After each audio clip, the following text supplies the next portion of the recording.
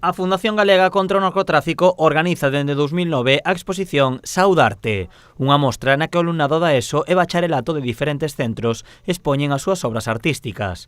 Con esta iniciativa, a Fundación busca promocionar a arte como ocio saudable fronte a problemáticas como a droga.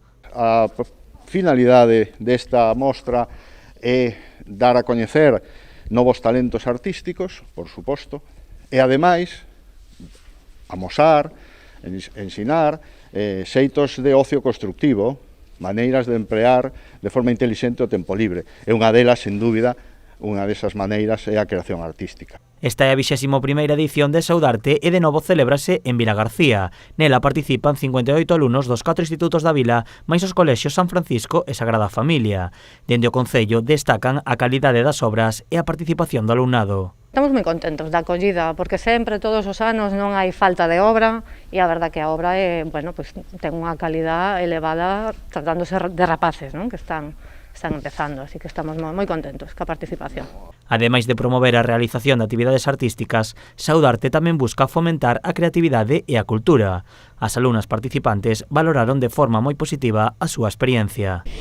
Pues moi interesante, nos dá a oportunidade de interesarnos máis por el dibujo e poder ver outros cuadros de máis gente para inspirarnos en lo que queremos hacer.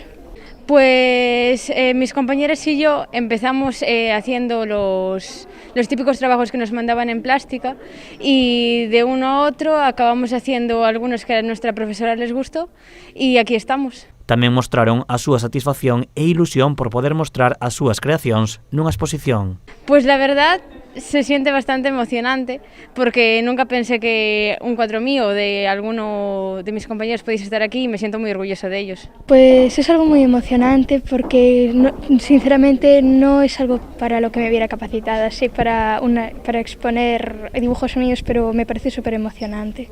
Tras esta experiencia, algunha alumna non descarta continuar dedicándose á arte. No, quizás como hobby, pero para dedicarme profesionalmente no. Sí, no sé, seguramente sí, la verdad. A exposición componse de 60 obras e estará aberta ao público no Auditorio Municipal ata o vindeiro de Xaneiro.